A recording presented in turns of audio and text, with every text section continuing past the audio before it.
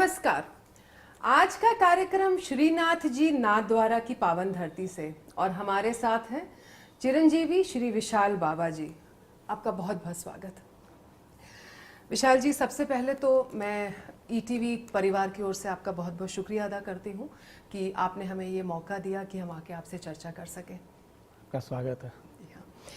और श्रीनाथ जी की पावन धरती पर है तो सबसे पहला मेरा प्रश्न जी भी ठाकुर जी इससे ही संबंधित है। कहा जाता है कि श्रीनाथ जी लॉर्ड कृष्णा का स्वरूप है, क्या ये सच है? एक ऐसी मानसिकता है लोगों में कि जिनकी बांसुरी अधर पर है वही बाल कृष्ण अथवा कृष्ण के स्वरूप हैं। मैं ये बताना चाहूँगा कि जो श्रीनाथ जी का स्वरूप है ये साक्षात कृष्ण का ही स्वरूप है। फ़र्क सब सिर्फ इतना है कि जो बांसुरी है जिन्हें हम वेणु जी के नाम से जानते हैं वो उन्होंने अपने कटी में धारण कर रखी है, और जो श्रीनाथ जी का जो स्वरूप है वो निकुंज नायक का स्वरूप है। वो निकुंज के द्वार पर इस प्रकार हमारे वल्लभाचार्य आज्ञा करते हैं, अक्षिप्त हस्त पुरुषो भक्तम आकार्य, यानी जो जिन्होंने हाथ ऊंचा करके अपने भक्तों को अपनी तरफ बुला रहे हैं और जो उनकी जो दूसरा उनका श्रीहस्त है वो मुष्टिका बांध रखी है, यानी जिन भक्तों को उन्होंने अपनी तरफ बुलाया है उन भक्तों को बुला करके उनके मन का वशीकरण करके मुट्ठी में बांध के रखते हैं। तो ये कृष्ण जो है वो श्री जी का स्वरूप है। आपके यहाँ ठाकुर जी की सेवा को मुख्य सिद्धांत माना गया है जी, क्या है ये सेवा जिसका हम लोग जिक्र करते हैं? सेवा को अगर मैं समझाने जाऊं तो बड़ा विस्तार हो जाएगा, पर आपकी जानकारी के लिए सेवा जो है हमारे जो सेव्य की तुष्टि यानी संतुष्टि जिससे हो वही सेवा है। अर्थात हम दो चार सिद्धांत हैं जिन्हें हम मुख्यतः पालन करते हैं, जैसे यथा देहे तथा देवे, तत्सुखे सौख्यम, यानी तत्सुखे सौख्यम उनके सुख में हमारा सुख विचारना।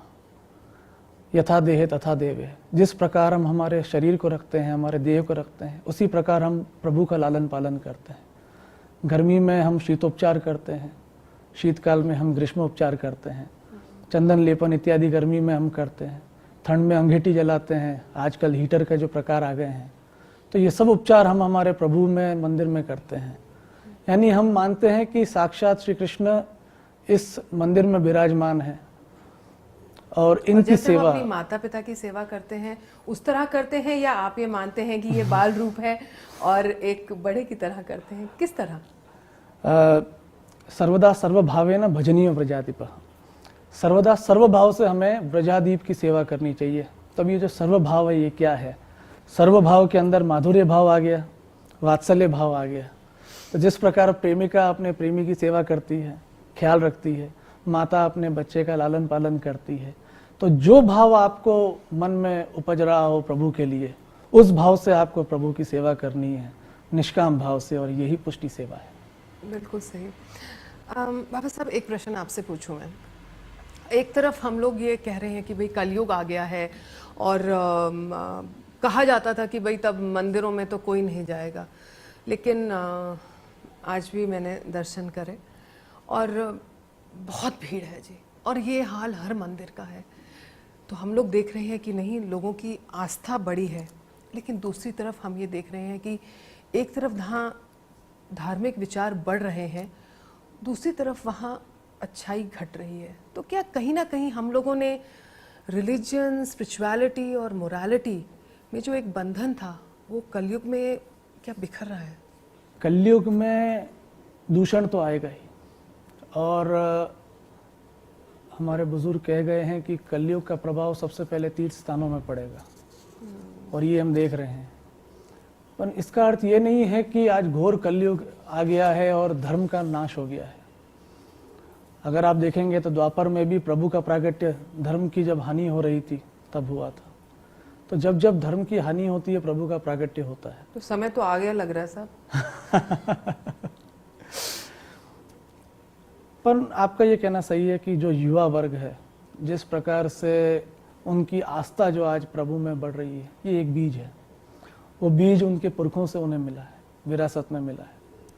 और जिस प्रकार आधुनिकरण बढ़ रहे हैं, दूषण बढ़ रहा है, पर कहीं ना कहीं वो बीज है जो गुलाब को उत्पन्न करता ही है, और वही बीज है जो उन्हें खींच करके अच्छी राह पर लाता है। और धर्म क्या है?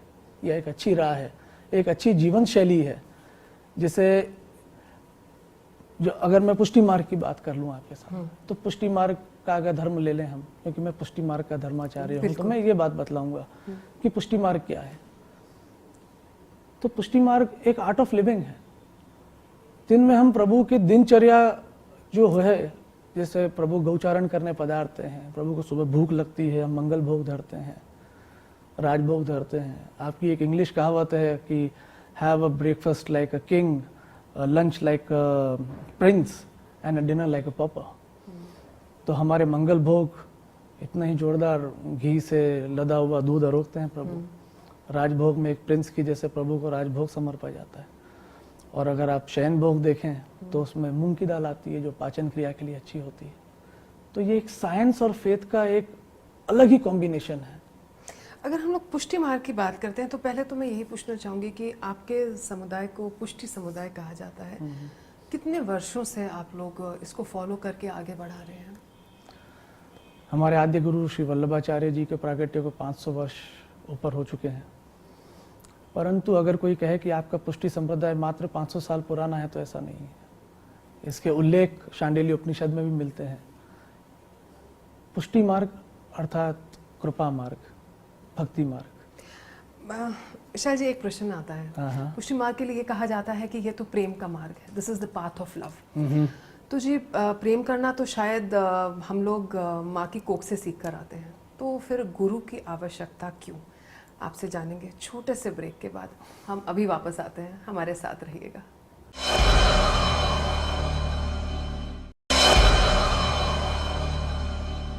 ब्रेक के बाद आप सभी का स्वागत है। आइए जानते हैं विशाल बाबा साहब जी से कि द पाथ ऑफ लव, पुष्टि मार्ग, गुरु की आवश्यकता क्यों?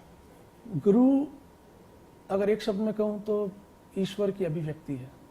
हमें कोई भी संप्रदाय हो, वहाँ एक आध्यात्मिक गुरु की आवश्यकता होती है। अगर आप स्टडीज़ ले लें तो वहाँ एक टीचर की आवश्यकता है। सही। अगर आप कसरत करने जाती हैं तो वहाँ एक ट्रेनर की आवश्यकता है। तो वो एक गुरु ही है। तो जो सबसे टफ मार्ग है स्पिरिचुअलिटी का, उसमें गुरु के बिना कैसे पहुंचेंगे? एक छोटा उदाहरण मैं आपको दूं जी। संगीत है, संगीत प्रेम की अभिव्यक्ति है, परंतु बिना 7 सुरों के वो संगीत के राग नहीं छेड़ सकते। और वो 7 सुरों के लिए आपको एक गुरु की आवश्यकता होती है। और जिस दिन उन 7 सुरों पे आपकी पकड़ बैठ गई, आप उन रागों से कई धुनें निकाल सकते हैं। तो आप ये कहेंगे कि प्रेम के लिए गुरु की आवश्यकता नहीं पड़ी, ऐसा नहीं है। गुरु बेज है। गुरु एक बार आपको, जैसे हमारे पुष्टि संप्रदाय में दीक्षा दे देते हैं, उनका संबंध प्रभु से करा देते हैं, फिर वो एक आपसी प्रेम प्रभु का और शिष्य का अथवा भक्त का रह जाता है। जिस प्रकार एक पंडित जी शादी करा करके निकल जाते हैं, फिर दाम्पत्य जीवन पति पत्नी भोगते हैं। सही बात। तो ये वही एक कार्य है जिनके प्रारंभ में एक गुरु की आवश्यकता होती है। वेरी एप्ट एग्जाम्पल बाबा साहब, वेरी एप्ट एग्जाम्पल। एक आपसे पर्सनल क्वेश्चन पूछूं? जरूर। भाई जैसे कि भाई जैसे जो शिष्य के मन में होता है तो वो अपना गुरु ढूंढ ही लेते हैं। गुरु बनना भी क्या एक कॉलिंग है?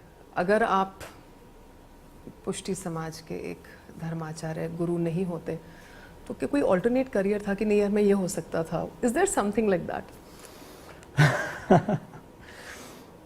जो वल्लभ कुल परंपरा है जी, वहाँ स्वयं श्री विठलनाथ जी ने आज्ञा करी, जो वल्लभाचार्य जी के पुत्र हैं, श्रवण से स्थापित अशेष महात्म्य, कि श्री वल्लभाचार्य जी ने अपने कुल में अपना अशेष महात्म्य स्थापित किया है।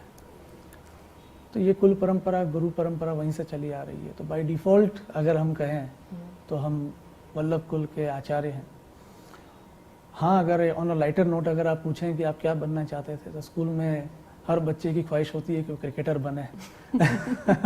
परंतु उसके बाद में जब अब मैं सीरियस नोट में कहूँगा कि मैंने कभी सोचा नहीं। श्रीजी बाबा ने जब से उनकी चरण में मेरी आसक्ति हुई है, उसके बाद मैंने कोई आउटर फील्ड की तरफ मेरा रुख नहीं किया है। It was all with in, it was all with in. अब